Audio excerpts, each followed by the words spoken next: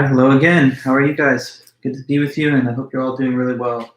Right now, we're taking one last look at our current topic in the class, which is recreational drug use, legalization, criminalization, and the policy and moral debate on either side of that. We started by looking at the argument of James Q. Wilson, who wrote the essay against the legalization of drugs. He was the chairman for the National Advisory Council Against Drug Abuse Prevention, appointed to that post in 1972. And he kind of argues in a straightforward utilitarian way, based on the harm principle, that legal access to certain narcotic drugs, and in his view, all of them, but he really focuses on the narcotic ones, can threaten and harm other members of society. So given the harm principle, which says that it's justified to criminalize behavior that's harmful to others, he thought that it was morally justified to criminalize recreational drugs. And of course, as we were talking about in the first place, presenting it, he kind of specifies only the most dangerous drugs to make his case. He also kind of helps himself to core assumptions about what would happen in case the drugs were fully recreationally legalized, like they would usher in all these harms to society that we need to protect people from. That's perhaps somewhat of a speculative. But anyway, that was his argument. And then we also looked just most recently at Douglas Husak's essay called The Moral Right to Use Drugs. He has a whole battery of arguments, but one part of it is to make a utilitarian case that looking at the costs that we bear to impose these anti-drug standards and laws in terms of incarceration costs, human costs, financial costs to incarcerate, house, imprison, and prosecute people, the fact that it overcrowds our prison systems and backlogs our court systems.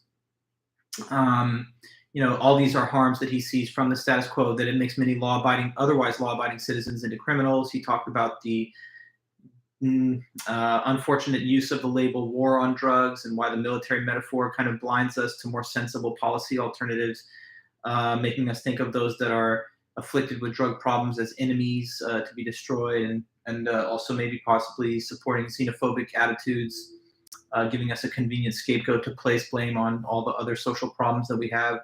The perhaps asymmetry between having other social problems that are not targeted by the language of war, and yet the drug problem elevated to that status by means of that militaristic metaphor.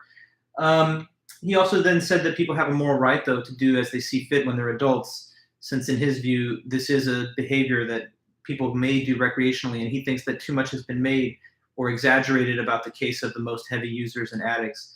Why should a policy that is restrictive and punitive to all drug users be, based on the poor behavior, or at least perceived poor behavior, of a minority of them? He talked about how there are different principles of criminalization, but he thinks the strongest anti-drug argument that you could give would be one based on the harm principle, because at least in that case, it ensures that there's a third-person victim. He thinks the weakest of all principles to appeal to in making the anti-drug argument is the legal moralism principle, because according to legal moralism, whether you can even establish that something harms anybody, it's fair to criminalize a behavior that's immoral. He worries about the principle of allowing some people to determine what's moral and not, absent harm to others. He thinks that in a pluralistic society, at least when we have laws that are based on harm to others, we know there would be a victim of the act. Do we really want to give power to authorities to make moral judgments about what we should or shouldn't do, and then to make that the subject matter of criminal laws? He thinks that the root cause of this feeling in society that there's something immoral about recreational drug use is because some may feel that it's immoral to pursue non-altruistic, self-indulgent recreational pleasure. And if you have that suspicious attitude toward that kind of pleasure, where could it come from? He thinks that could come from Christian attitudes towards morality, in specific, the example of Jesus, who's definitely altruistic and doesn't just engage in self-indulgent, pleasure-seeking behavior. But he thinks that it's wrong to try and enshrine in the law a Christian conception of morality.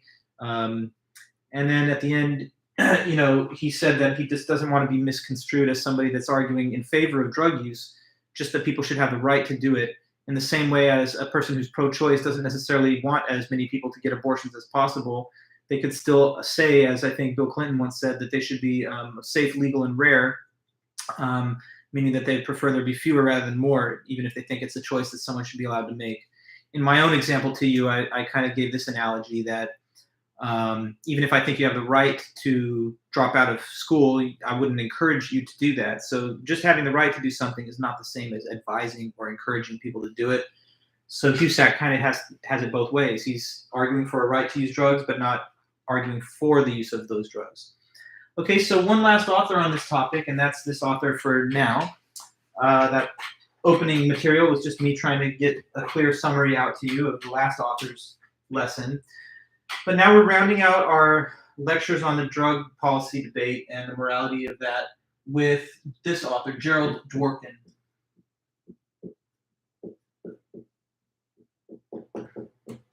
Okay, Gerald Dworkin, and this is a paper of his from 1972, which it's just called Paternalism.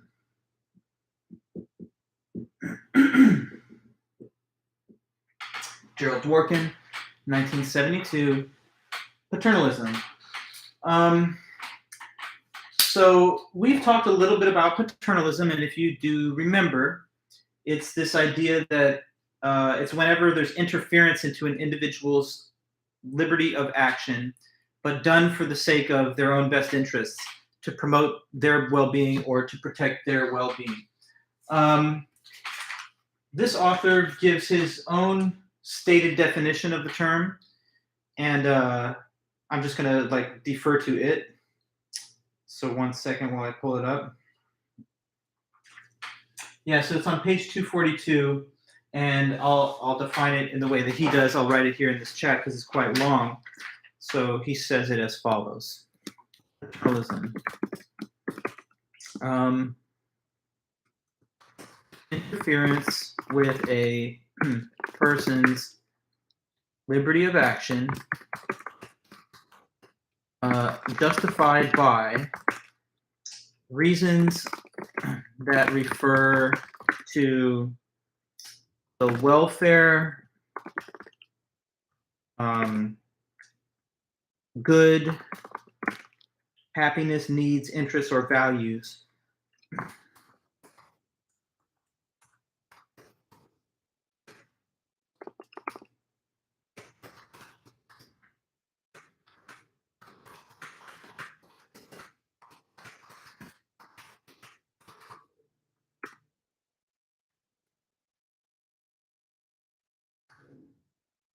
Okay, I put it there just so that we're having a clear, common understanding of the word as it's used. So the operational definition for Dworkin, and just really the overall definition, is pretty accurately stated. Paternalism, interference with a person's liberty of action. So you're interfering with what a person is free to do. And you do that on these reasons. Because of the welfare, the good, the happiness, the needs, the interests, or the values of the person that's being interfered with. So you're doing it to protect their happiness, their well-being, their welfare, their needs and interests. Again, the original Latin root of it derives from the word in Latin pater, which means father. So it's like a parental kind of restriction of liberty to advance the best interests of the person that's being held back from doing what they want. Like saying to the child, I'm sorry, but I'm not going to let you eat just candy all day. Because I know that's what you want to do, but I'm not going to give you the freedom to do that because then you will hurt your own health, and I'm looking out for your best interest. So it's that, but applied to more broad cases of law and policy, and not just the individual act of parenting. But we can see paternalism in other cases too, in friendships and relationships. But we're most focused on its role in instituting laws, especially with regard to the drug laws. So one very interesting anti-paternalist, kind of like a classic anti-paternalist. The term usually used is libertarian in the current day context. But one person that was strongly opposed to paternalism was John Stuart Mill. We study John Stuart Mill as the big forefather of utilitarian ethics. And he has some interesting quotes about why he does not believe in paternalism. He wrote a whole book called On Liberty, and he argues in it very passionately that the state should only limit a person's freedom of action if it's necessary to prevent harm to others, not to oneself. And he justifies that position based on utilitarian intuitions. He says that a society is happier in the biggest picture when we give people the freedom to do as they see fit, as long as it doesn't affect other people, as contrasted against a society that tries to apply more structured rules on people and force them to do the things that are the best for them. So the liberty and the value of living autonomously and without interference from others is so important to our happiness that he says that that also justifies it on utilitarian grounds. So some people make decriminalization arguments on this anti-paternalistic basis that Mill gives, that whether it's in the person's own best interest or not, we have to tolerate giving people the freedom to make their own choices, even to make choices that may be harmful to their best interests. If you want to eat too much and maybe become unhealthy in that way, I still have to give you the freedom to do that. It wouldn't be wrong for me to impose a law on you that puts you on a diet by law and that you could be fined, penalized, jailed, for not acting in accordance with that law. So some people ground decriminalization of drugs arguments on the anti-paternalistic libertarian stance of someone like Mill. On the other hand, some people use utilitarian arguments to justify paternalism and criminalization. Some people say that, like how James Wilson did, that if we were to calculate the total benefits and costs in terms of total human happiness to all members of society, that it would show that it's more overall optimistic to criminalize those things. So the advocate of decriminalization doesn't agree with that assessment. They think the empirical facts show otherwise, that the health hazards that are constantly mentioned by the advocate of criminalization are being exaggerated or taken out of context, or that perhaps too much generalization is done from the marginal case of heavy drug users. That was a point that was made by Cusack last time. The advocate of decriminalization also points out sometimes that there seems to be a double standard with respect to other dangerous recreational activities. Some of these are mentioned on page 241 by the editor of the textbook, Louis Vaughan.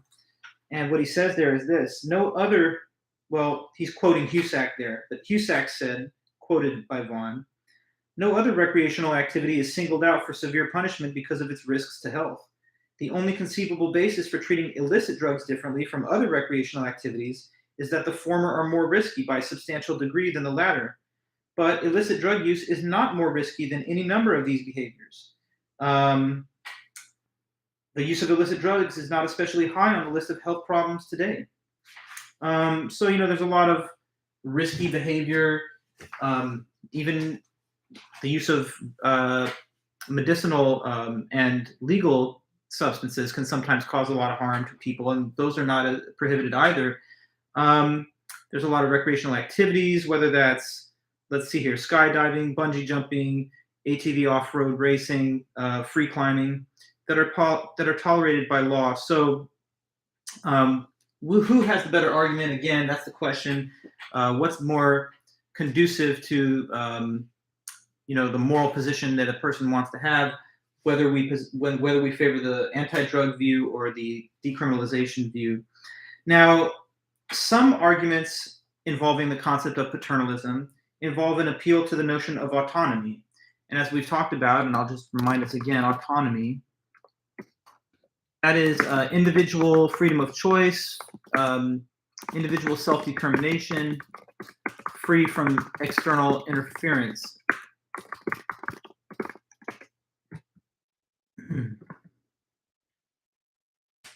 So it's the ability to govern yourself, to make up your own mind about how you want to live your life, what you want to do, as long as it doesn't affect other people. That's autonomy. Autonomy is important to all sides in the debate, whether you're in favor of criminalization, whether you're in favor of decriminalization or legalization.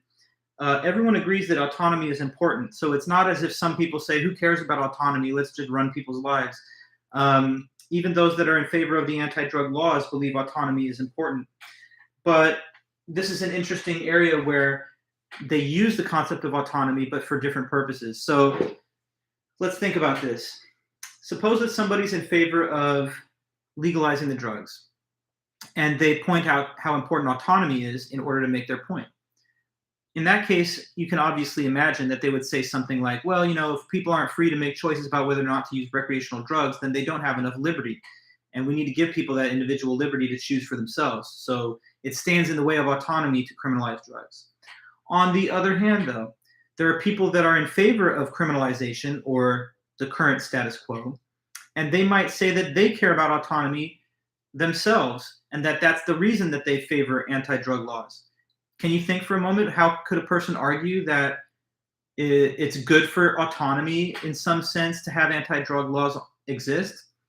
Well, here's the basic idea. Some might say that if you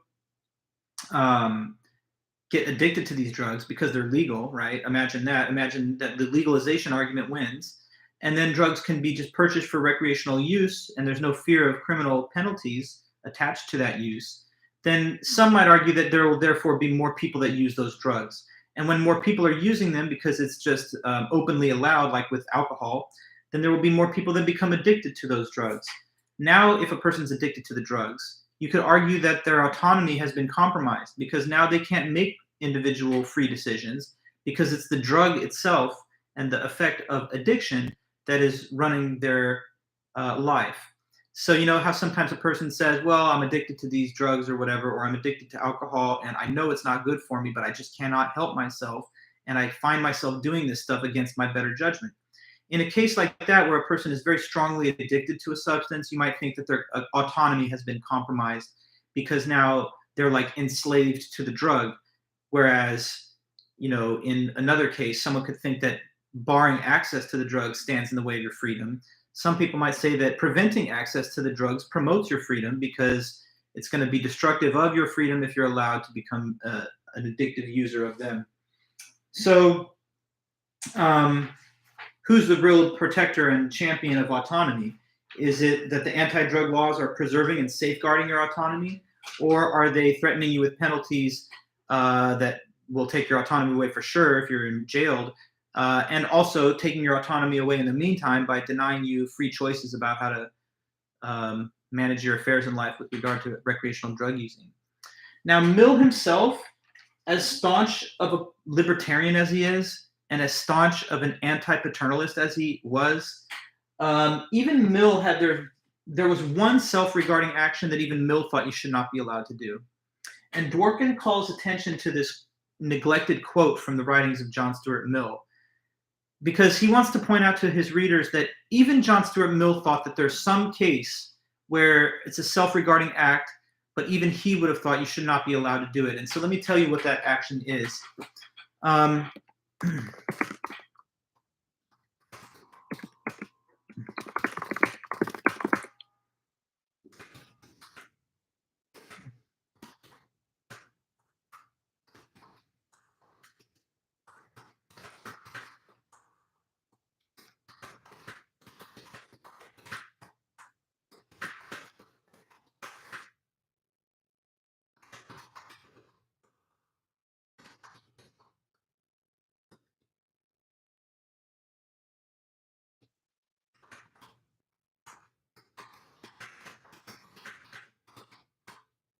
Okay, so I'll read it what I wrote there. It says, John Stuart Mill said that there is at least one self-regarding act that people should not be allowed to do legally. And what is this action that doesn't affect anybody else that you shouldn't be allowed to do in the law? He said that would be to be able to choose to become a slave. So even if you wanted to be a slave, even if you were like, you know what, I'd like the slave life. Maybe the slave master would, treat me fairly or at least not harm me. And that's all I want out of life. Mill said, no, you shouldn't be allowed to do that. Even if you wanted to do that, even if it did not affect anybody else, you should not be given the freedom to choose to be a slave. And the reason he said that is, again, it's kind of related to how much powerful value he places in the concept of freedom and autonomy. Since he values liberty and being free from external control so much, he would say that it's never morally acceptable to allow enslavement, because even if that was your choice, I mean, it doesn't make sense for you to say, I want to be free to give up my freedom. You know, obviously, if you or anyone chose to be a slave, then they would be choosing to cancel their freedom. They would be choosing to eliminate their freedom, because as soon as they entered into the condition of slavery, they would no longer be able to make choices on their own about what they did or when they did it, or etc. So there is a self-regarding act that even the classic libertarian anti-paternalist would have said, no, you shouldn't be allowed to do that. So why have we raised this point? Because Dworkin says that to the degree that Mill believes that you shouldn't be allowed to choose to become a slave, that shows that there's a principle lying behind that he agrees with, which is that it becomes acceptable to interfere with your liberty and freedom. It becomes acceptable to act in a way that is paternalistic if what we're doing will prevent you from entering into some condition that eliminates your autonomy, like becoming a slave. So if we need to interfere with you to stop you from destroying your autonomy, then that's acceptable, he thinks, even according to Mill, if we interpret the meaning behind this quote that he has. And that then becomes something that opens the door a little bit more broadly for a larger case to be made for paternalism.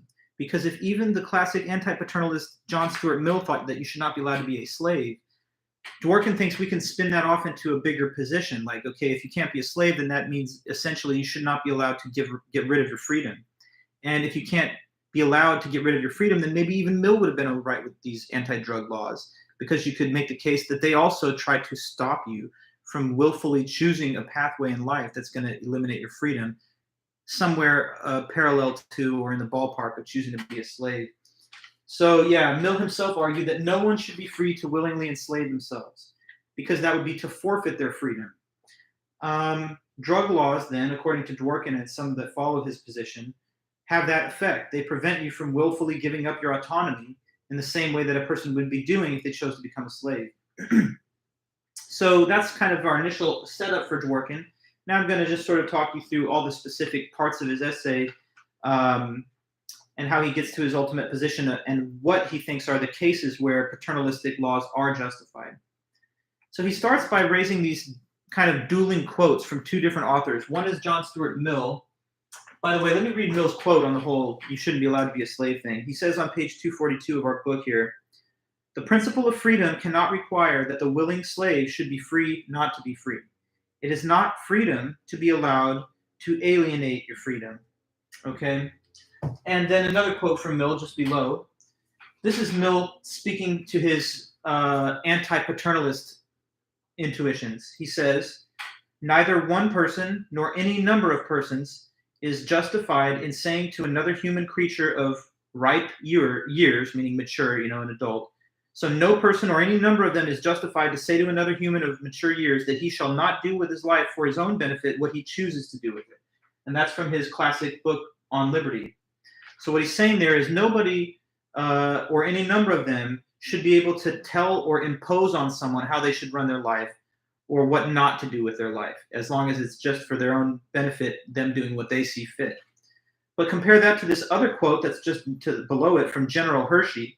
This is a man who had very powerful paternalist feelings. He said, "I don't want to go along with a volunteer basis. I think a person should be forced to become better. Don't let him use his discretion whether he wants to get smarter, more healthy, or more honest." So that, of course, expresses the opposite perspective, that people should be forced to make the best of their lives and the best of themselves. So the principle from On Liberty, that only harm to others justifies interference in freedom, seems to capture Mill's thinking on the question of paternalism and autonomy. But Dworkin says that Mill's principle of liberty really breaks down into two statements. So let me put that here in this chat box.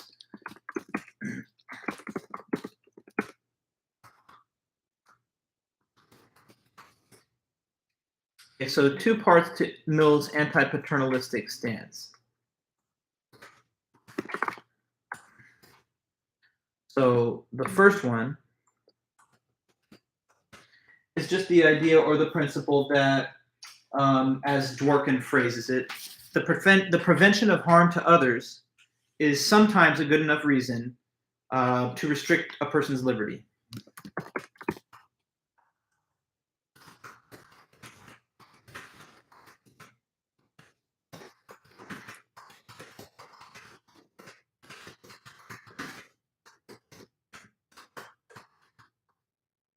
Okay, and let me just list the second part of this stance of Mill's that is being reported on by Dworkin, and that is this: that the individual's own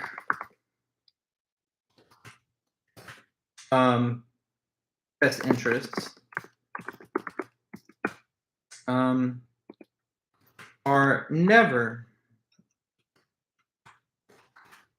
a good enough reason to interfere with their freedom or liberty. Okay, so two things. Number one, if we need to stop you from hurting another person, then that's a good enough reason to impose a restriction on your liberty. So if you're going to assault someone, steal from someone's property, that harms another person. And that preventing you from doing that is a good enough reason to institute a law that criminalizes that. The second point, though, says that the individual's own best interest, that's never a good enough reason to do the same thing, to interfere with your liberty.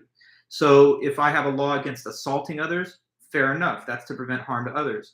But if I have a law that says, get 8 hours of sleep each night, that's not okay, because even if that's good for you, I should not be allowed to decide on your behalf how to benefit you, because you're going to attend to your own best interests in the way that you see fit. So again, let's keep things in focus. Gerald Dworkin is pointing to some parts of Mill's writings and thought, because he wants to recruit an unlikely ally in his case that paternalism can sometimes be justified.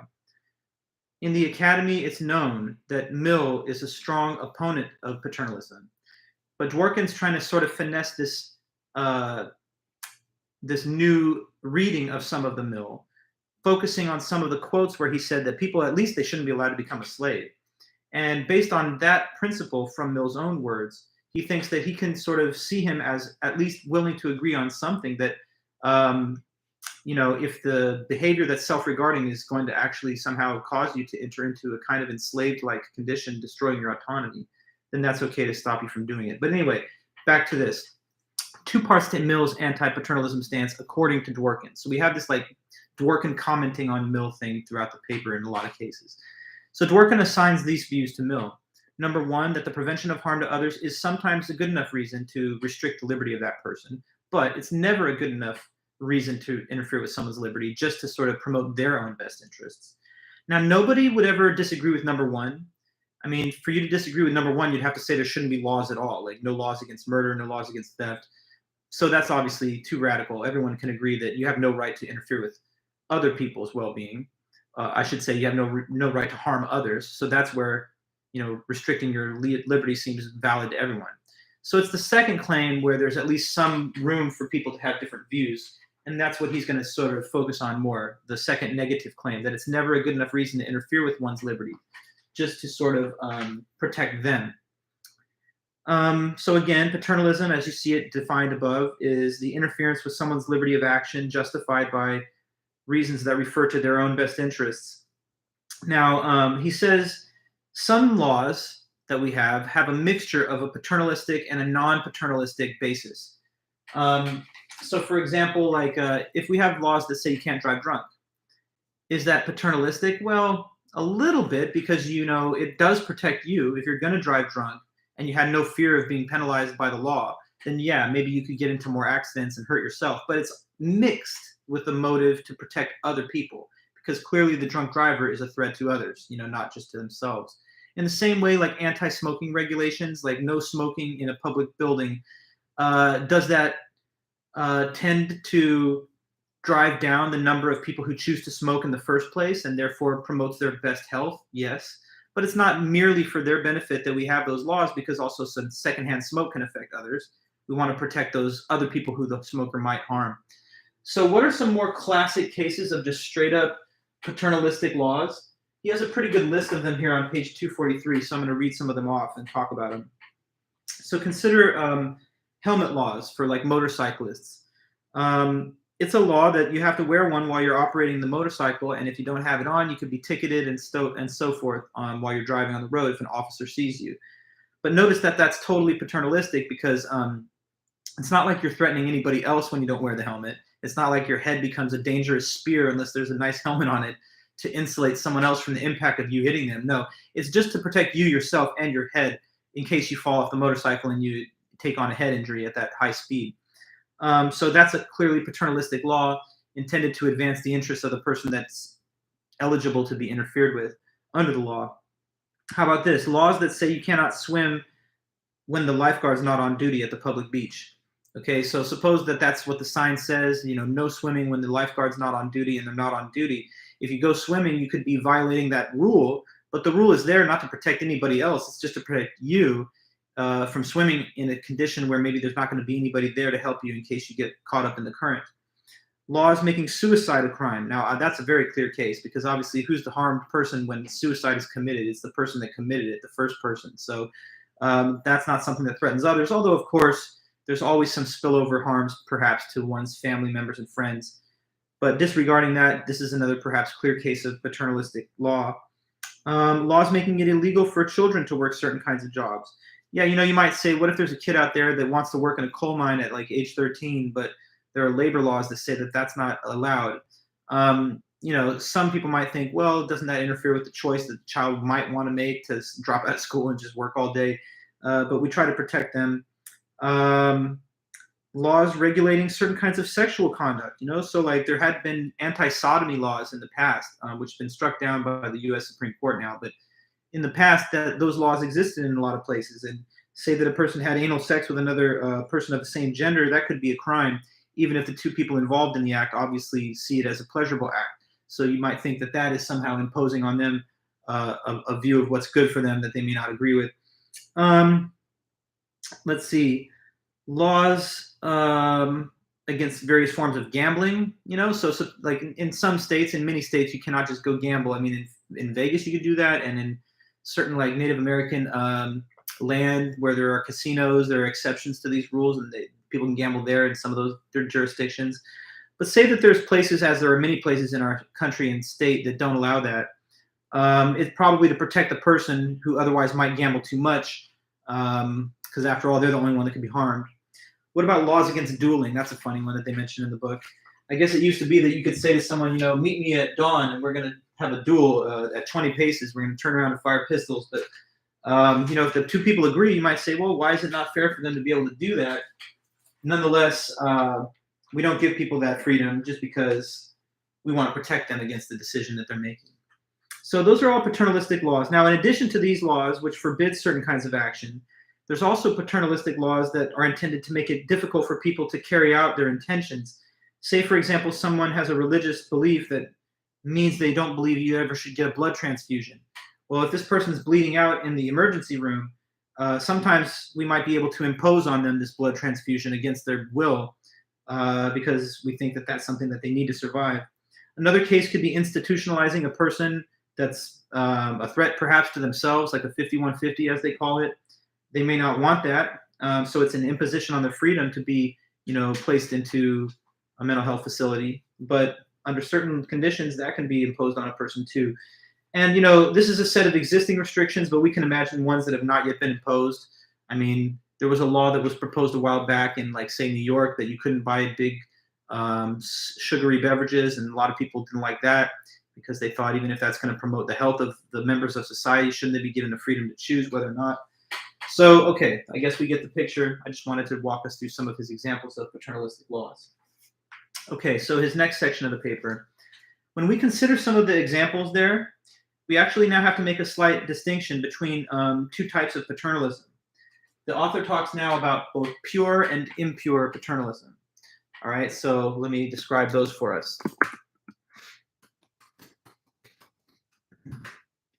Pure paternalism first.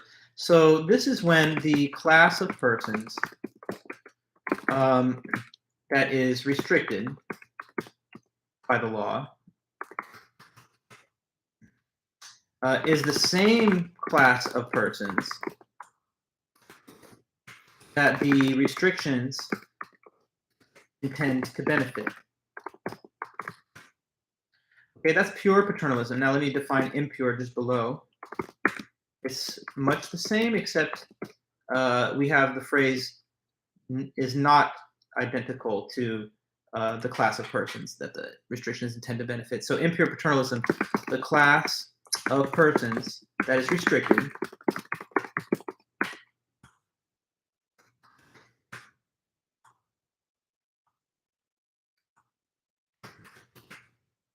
is not identical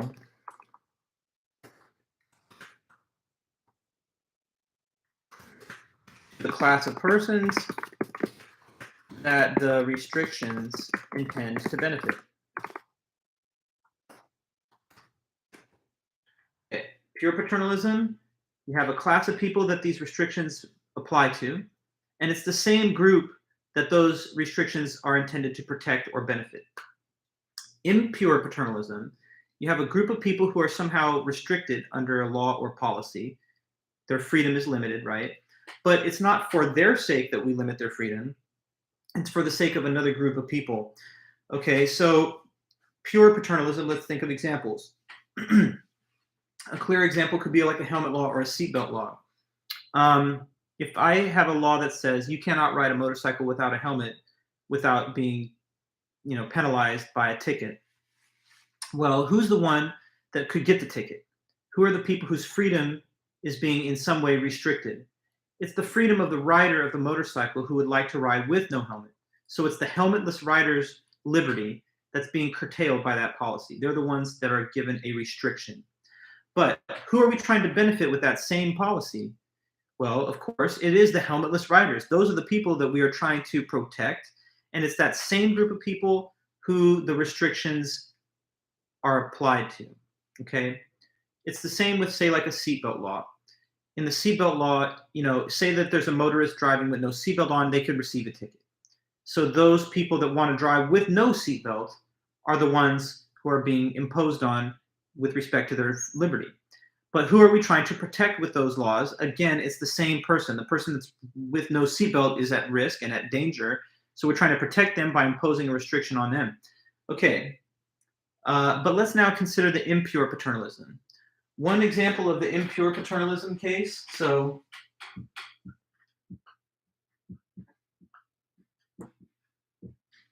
impure paternalism, so an example to give that's e.g. is the unlicensed medical practitioner, okay?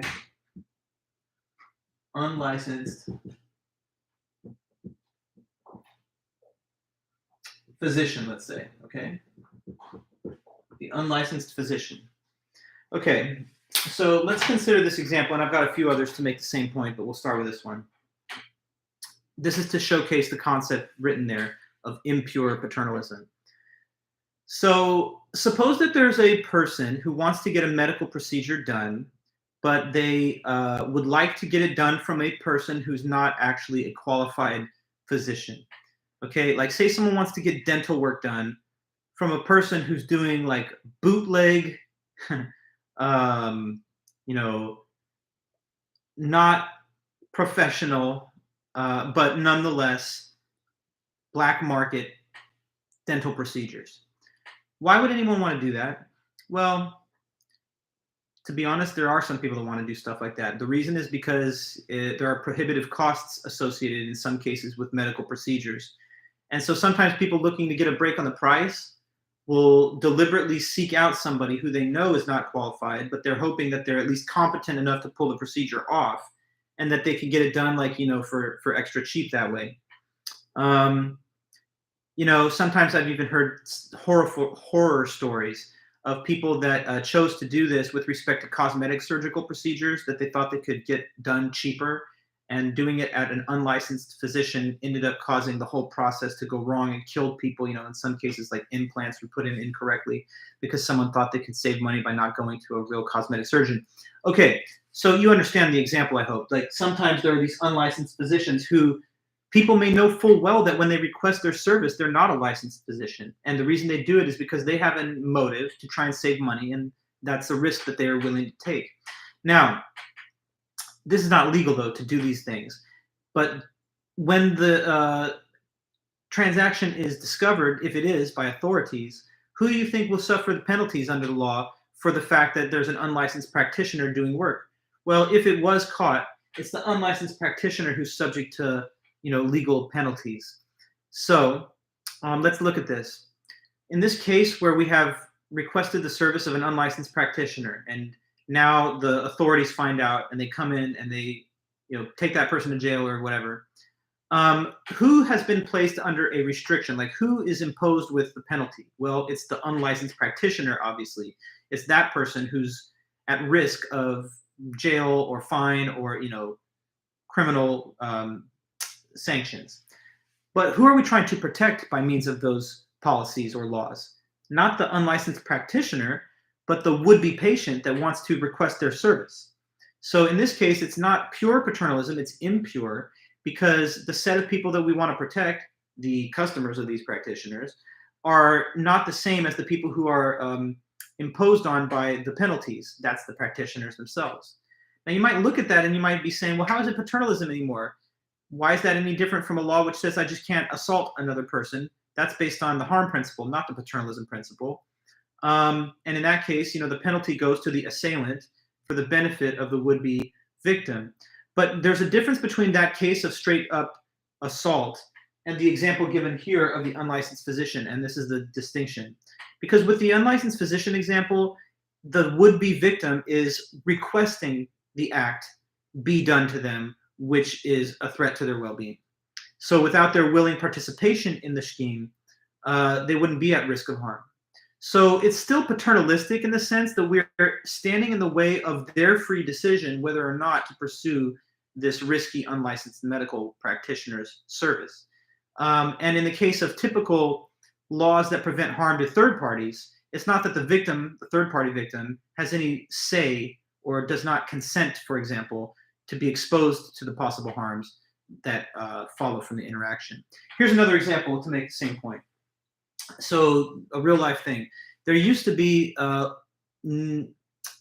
so in the state of California today, if you have a terminal illness that is sufficiently painful and there's no chance of recovery, then sometimes you may request physician-assisted suicide. That's euthanasia, where you're given, like a cocktail of drugs that allows the person to painlessly die, as opposed to suffering through the terminal illness and all the progressive stages of it. Now, that has not always been the law, though. That's a relatively recent thing, let's say in the past 10 years in the state of California and in certain other states. But if you go back to, say, the early 90s, there were no laws like that, and it would just be a crime for a physician to assist somebody in ending their lives. Now, back then, there was this doctor named Dr. Jack Kevorkian, and he had, passionate views, I guess, that there should be such freedom to the patient to choose to end their life if they want. And for a long time, he helped people, I don't know if you want to call it help, but he assisted whatever people that came to him saying, I've got a terminal illness and I'd like to die. And so he built a device that would, facilitate their death in a way that I guess they said was not as painful. But it was against the law as the law stood at that time. And eventually, I think he provided service to somebody who, they determined didn't actually necessarily have an imminent risk of death. So long story short, he was arrested and faced charges and arrest. But here it's like another case of this type of example because there's a person that's requesting this service from him. It's that person that we're trying to protect, but we're imposing a penalty on, the physician that would give this, let's say, illegitimate service to the would-be patient. One more example I can give you that's outside the scope of medicine and physicians. So say there was a community which had a company that was a factory in the community, and this factory was pumping out, for whatever reason, a bunch of toxic pollution. But the people in the community didn't care about that. They just wanted it to keep on pumping that stuff out. Why? Because they like the fact that it's hiring a lot of people in the community, and that's where they go to work. So they're worried that if there were somehow more restrictions imposed on this plant, that despite the harm to the air and water, they'd rather take that risk as a community than to suffer the possible economic harms of clamping down on the company's, let's say, emissions. So in this case, suppose that they emit in excess of like federal standards or something. So regulators come in and they fine the company, forcing them to stop doing that. Well, in this case, again, who is it that's being benefited by the interference by the government in the company? It's the community that the federal government wants to protect because they want to protect them against the ill health effects and otherwise of the excessive emissions. But you can see in the example that I'm giving you that it's possible for the community to not even agree with the interference that's coming down because even if it is for their benefit that would happen and that the company could be penalized, they choose to take and bear those risks because they'd rather not be dictated to in terms of how best to promote their self-interest. So it's another case where, one group, company, faces the penalties, and another group, the community, is willing to risk the realization of the harms caused by those that face the penalties. Okay, so pure versus impure paternalism, just some distinctions there and some examples so that you understand. Now, another distinction needs to be made between paternalistic interference with liberty and a related type of interference that's sometimes confused with true paternalism. So let's consider labor laws that restrict the manager's freedom to impose excessive work hours on people without overtime pay. So the point that Dworkin makes here is that those laws, despite at least some initial appearances, are not in themselves paternalistic. But let's explain why. So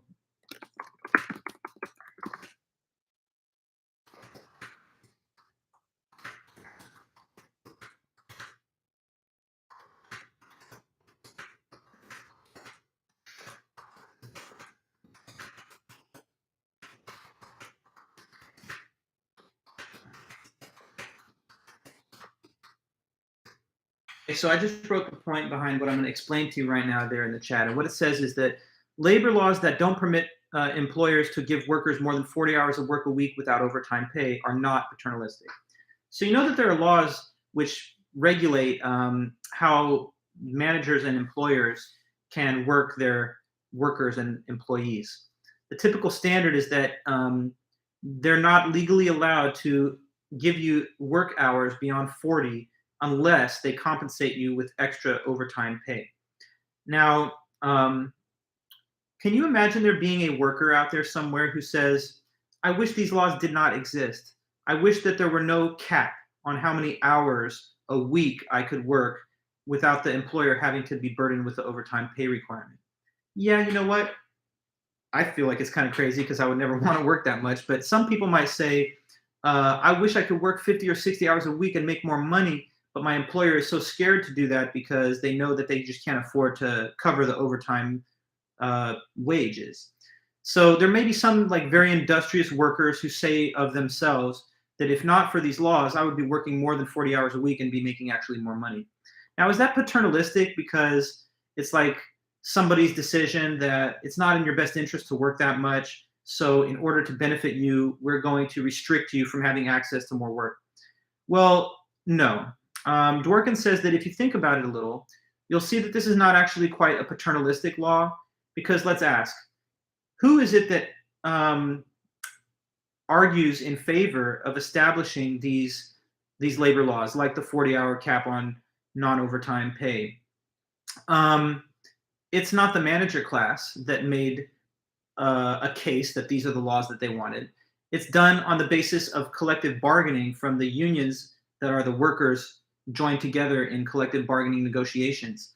So it is the will of the workers considered as a workforce that such laws exist, because it's intended to protect them from, let's say, abusive employers who would work them way beyond what is realistically possible, and just fire them if they refuse to do it. So it's actually the will of the workforce expressed as a collective that these laws be instituted. Therefore, even though you can imagine a outlier who would rather have the laws not exist because they feel limited in how many hours they can work, the overall view of the workforce considered as a union is that they want to have workplace protections that make sure that they can't be overworked without receiving proper compensation. So this is not a case of paternalism, actually, because paternalism tries to impose the good on a person who does not recognize it as the good for themselves. In this case, though, not permitting workers to work more than 40 hours a week without getting additional compensation is expressing the will of the workers themselves, as shown by the position that they take in collective bargaining negotiations. So he doesn't want anybody to think that that's actually an example of paternalism, because the benefits achieved by means of the restrictions are benefits to the people, negotiated by the people who receive them. Okay. Now, let's see. Yeah, so in cases like that, he says that Compulsion is not used to achieve a benefit that's not recognized as a benefit by the people that are being interfered with. In this case, it's the only realistic way of achieving a benefit that is recognized as such by the affected class. Okay, so now finally we get to the last sections of his essay. And at the end of his essay, he talks to us all about what then are legitimately justified cases of paternalistic interference in somebody's liberty of action. And he starts the section by looking at Mill's argument against paternalism, which is written on page 245 of the book.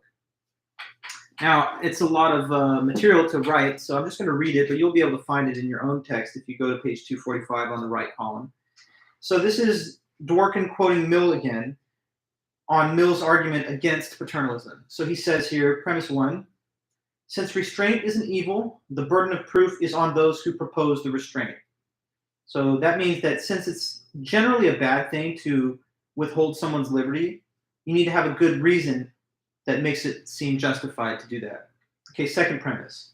Since the conduct which is being considered is purely self-regarding, the normal appeal to the protection of the interests of others is not available. Okay, so if we're going to restrain your behavior, but it's just self-regarding behavior, then we can't justify that by saying we're protecting other people. Third premise. Therefore, we have to consider whether reasons involving reference to the individual's own good, happiness, welfare, or interests are enough to overcome the burden of justification. So if we can't justify a restraint on you by pointing to the harm you might cause others, then we have to consider whether any information about your own best interests is a good enough reason to justify this restriction. Now here's the all-important fourth premise. This is really the critical one. It says, we either cannot advance the interests of an individual by force, or any attempt to do so will create more harm than good. So what that says is we just can't advance a person's interests by force. Or even if we tried to do that, meaning I'm going to do what's good for you against your will, even trying to do that is going to end up causing more harm and therefore ultimately outweigh the good. So even if I benefit you in some way, the harm that's done to your liberty is a more significant damage than whatever benefits I think I'm achieving for you. So finally, the conclusion is 5. Hence, the promotion of the individual's own well-being is not a good enough reason to place restraints on them. Okay? So the crucial premise is number 4, which the argument hangs on. Number 4 says again that we can't advance someone's interests by compulsion, by doing something that they don't willfully agree with. And why is that? Why do you figure that we can't advance a person's best interest by force? That's an interesting question, guys. So, like, how come I can't force you to do something you don't want to do, which actually makes you better? Mill says this. He says it's because a person themselves is always the best judge of their own interests, because there's no other human being in the world that is as concerned with what's good for you as you yourself, the first person. So I may look at you and say, you know, you're not eating good food. And I'm going to force you against your will to eat a healthy diet. Now that will be good for you, right? But you might think, well, look, I am the judge of what's best for me, and I have different values. You may say, if I really believed that a healthy habit of diet would make me more happy than enjoying all the food that I'm currently eating, then that's what I would do. But I'm making a different choice, and you have to give me my freedom to choose for myself what I think is the best. So again, how can I advance your best interests against your will? Because by definition, you might think that if you don't want it, it must not be good to you from your perspective, right? How can I be more concerned with your best interests than you are? After all, you live with the consequences of your own actions, and therefore, if you're willing to take them, then you're willing to take whatever associated risks that may be, claimed to follow from them. So he just thinks that every individual human being is clearly in the best position to make the judgment of what's good for them. And other people may not agree with what's good for them, but they have to be given the priority of making their own judgment. So that's what it says here. This is another quote from Mill explaining his thinking behind why he says that no one can advance someone's interests by force. He says, with respect to his own feelings and circumstances, the most ordinary man or woman has means of knowledge far surpassing those that anyone else could possess. He is the man most interested in his own well-being. The interest which any other person can have in it is trifling compared to that which he himself has. So if we overrule your judgment about what's good for you by imposing a paternalistic law or standard against you, then we must not be advancing your interests in the way that you would have preferred, because it's inconsistent with your own decisions about how to oversee your own best interests. So he generalizes from this, Mill does, to conclusions about the utility of interference in general, that it's always outweighed by the utility of free choice. He says that here on page 246, Mill, this is being quoted by Dworkin again. Mankind gains more by allowing each other to live as seems good to themselves than by compelling each other to live as seems good to the rest. People understand their own business and their own interests better and care for them more than anyone else or any government could do. That's how he defends that premise that we mentioned above, that the premise 4, the key premise, which said we can't advance a person's interest by force, or trying to do so will cause more harm than good. Now, a utilitarian basis to object to that, a person might say that it might not be true that most adults are the best judge of their own interests. But Mill does believe that that's the general truth, with a few important exceptions. Now, what are the exceptions to this fact that he says you cannot advance a person's interests by force? Well, Mill acknowledges, interestingly, that there's an exception to this principle when it comes to children. Okay, so take, for example, the fact that we require children to complete their primary education even if they don't want to. It's just a legal requirement. They could get a truancy, ticket if they didn't go to school on a given day when they were eligible to be there. But children generally wouldn't prefer probably just to sleep in, play video games, watch stuff on the computer, or just eat snacks. So why is it that we don't just allow them to do that? We say to them, no, you got to get out of bed and you got to go to school, even if you don't want to.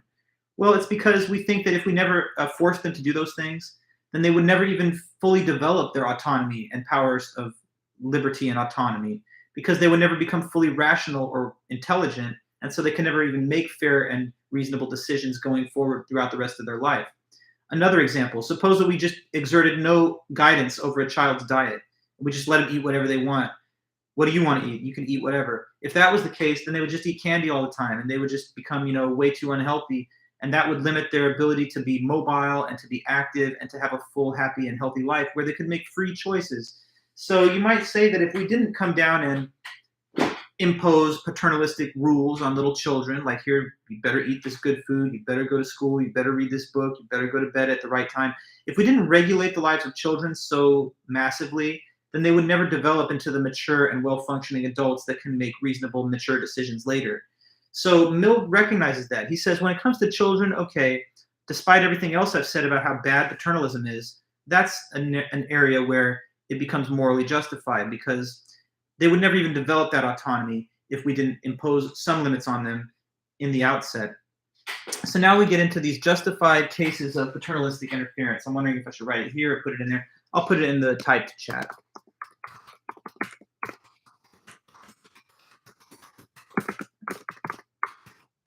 And this is justified cases of paternalistic interference that he thinks even Mill would be accepting of, given his overall position that you should not be allowed to willfully choose to be a slave.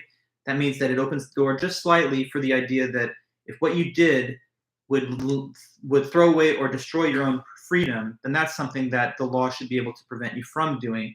So justified cases of paternalistic interference, the first one then is in line with all these comments, and that is if the interference is necessary to protect your autonomy.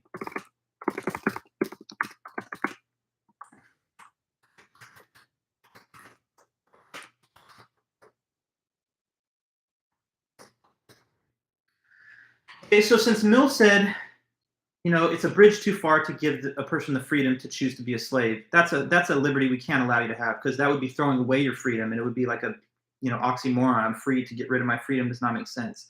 So that means that he would say you should not be allowed to give up your autonomy. And that's also expressed in these examples mentioned about how we have to regulate the lives of children, because there again, if we didn't impose certain requirements on them, then they would never reach the full level of adult maturity, and that would compromise their autonomy and full freedom throughout their entire future adulthood. So if it would be needed to prevent you from giving up your freedom or destroying it, then that's an area where paternalism becomes presumptively justified, even to Mill. So that's the burden of proof that has to be given to establish at least one case of justified paternalism. Now, let me go into another case. So let's see. The next one is hypothetical consent. Okay, so this is hypothetical consent, and that is if the person being interfered with would thank you later for the interference.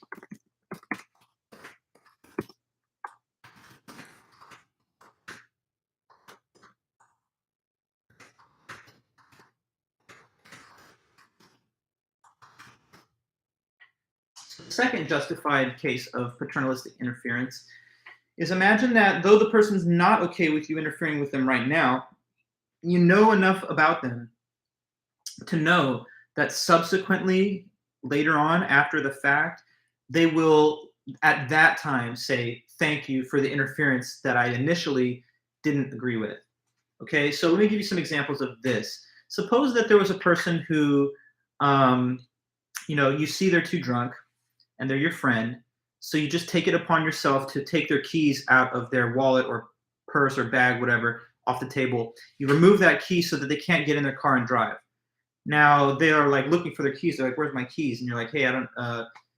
I'm sorry, but I took them. I'm not gonna let you have them because I could tell you can't drive right now. You're too drunk." And they're like, "Hey, you don't know me. You don't know how I can drive. Like, don't try to run my life. That's my car. That's my keys. You're standing in the way of my autonomy right now. You're not letting me do what I want. That's not okay." And you just say to them, "Well, no, I'm not going to do that because I could tell that later on you're going to be okay with me taking the keys. Like right now, you're not in your right mind." Now, suppose that you know that that's true and that is true. So later on, they sober up, they crash for a while, and they're like, "What was going on, last night?" And you're like, "Oh man, you were asking me to give you your keys, and I just knew that you were not thinking clearly, and so I wouldn't let you have them." And now imagine they're like, "Oh my God, thank you so much, thank you. I'm glad that you didn't, give in and just give them back to me because I would have just probably crashed the car." So now in this case, was it paternalistic interference? Yes, at the moment, the person said no, and you're restricting my actions because of you thinking it's my own benefit, but this is what I want to do. Nonetheless, the person's autonomy is still in the picture because it's not like they would never have said thank you. When they are fully mature again, when they're reasonable again, when they've sobered up, or when their emotions have died down, they will come back and they will think about it with a clear mind and say thanks. So Dworkin also believes that even those that favor Mill's perspective on paternalism and libertarianism would be okay with this second exception to the general stance against interference, that it also becomes permissible if you think the person would thank you later for that interference. The only thing about that is, so it's a bit speculative. It requires you to think that that they will in fact reverse their views later. But in some cases that might be reasonable enough to judge. I mean, going back to the case of children, right? If they're telling you, "No, I don't want to go to school," or "No, I don't want to stop eating candy and I just want to eat that all day," and you stand in their way and you say, "Nope, I'm sorry, but we have rules and you got to go to school or you got to eat this broccoli," or whatever, they might feel like you're imposing on their freedom at that time. But in the same way, in connection with this number 2 here, you can imagine that at some future date, the child looks back and is like, "Wow, I was really giving you a lot of trouble as a kid, not wanting to get out of the house for school, but I now realize how important it was that I attended school and that I acquired my basic education. So I want to say thank you for putting up with me all those years going through that."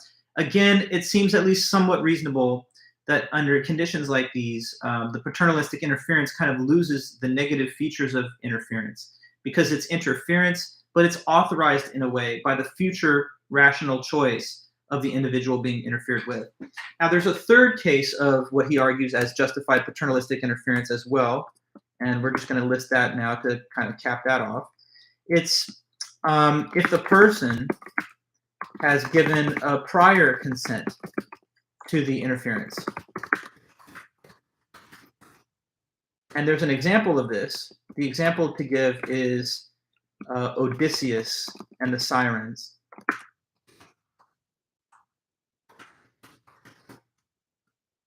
Okay, so another kind of case where the author argues that paternalism could be justified, not just when it would be needed to protect your autonomy, not just when you would presumably thank them later for it, but a third case where they've already given consent to the interference in the past at some time. Okay, so here's an example that the author uses to make this point. It's an example coming from, the epic poem of Odysseus, written by Homer. And in that epic story, there's this main character, Odysseus, who, he goes in a big boat with a crew of sailors, and they're out there on the waters. There's this one area in the waters where there's these mythical creatures, these female kind of monsters known as the sirens. And the thing about the sirens in the legend is that they have these captivating voices that when you hear that voice of the sirens call, it pulls you in closer to them. It makes you want to get close to them because it's so beautiful. So you want to get closer and closer to the sound of them singing. But then when you get too close, the sirens like snatch you up and basically kill you and eat you. So it's like a trap that they use to trap, people on the waters, and that's how they feast off you. Now, Odysseus knows the story of the sirens, but he wants to be like the first person to actually hear their song and live to tell the tale. So he has a plan. He says to his whole crew on the ship, all right, guys, look, here's what's up. When we get close to the siren area, I want all of you to plug your ears up with wax, all right? So you can't hear those sirens. And I want you to leave my ears, unplugged so I can hear them, but you need to tie me to the mast of the boat, okay? Because like I don't want to be able to get away and like start steering the boat over toward the sirens, because at that point I'm probably going to be like not in my right mind, and I'm going to start wanting to get close to them, but I want to make it impossible for me to get anywhere near them. So here's the orders I'm giving you. You tie me to the mast, you keep your ears plugged, you unplug mine, and that's it. Now, last thing. When I'm up there on the mast and I'm listening to the sirens, I'm probably going to start saying things to you guys like, hey, just kidding. Please let me go over there. I don't know what I was saying before, but now I really want to go to the sirens. And when I say that stuff to you, I need you to promise me that you're not going to listen to me, that you're just going to ignore those requests, because you know that right now I am of sound mind and I'm giving you my real position. At that time, I'm going to be, not thinking rationally. And so you got to ignore my orders at that time. Okay. So anyway, this whole thing plays out. They get close to the sirens. Odysseus, he's hearing them. Everyone else has their ears plugged.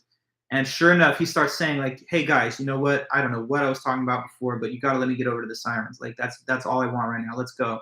Come on. And they're like, sorry, Captain, you're not going to do it. You've told us that that's not what you want us to do. Now imagine that he begs and pleads with them. In that moment, it may look like paternalism, right? Because they're saying, no, for your best interest, we're not going to let you do what you want, right? You want to go to the sirens. We're not allowing you to act on your liberty. But even if it is a type of paternalism, notice that it seems justified, right? Because who authorized this refusal to follow his commands? It was he himself when he was of sound mind earlier. Now, the same kind of example we could run through the whole drunk driver example again. Suppose that in advance of drinking, you say to your friend, look, I'm giving you my keys right now because I just know that I'm going to get like really messed up. And later on, if I start asking for them back, I'm telling you right now, don't give them to me, because at that point, I won't be speaking clearly or thinking clearly. Now, there you see again that if you were to deny them the keys, even as they request them later, having drank too much, it would be a kind of paternalism that we think could be justified on account that it doesn't really stand against the person's autonomy. It's consistent with what their actual will would be if they were fully rational at that time. It's sort of also like how sometimes we'll vote on something that will impose taxes on us, and we know that when we vote, and we, even if we don't agree with the taxes later because we sort of wish we could have the money back, we already previously agreed to having it, removed from our paychecks because we made a free decision, let's suppose, as voters to institute that policy. Like, I don't know, adding additional taxation to pay for California state college system or community college system, whatever. So anyway, those are cases where he thinks that most could agree that paternalistic interference could be justified. In those cases, he thinks it seems legitimate to impose the good on the individual.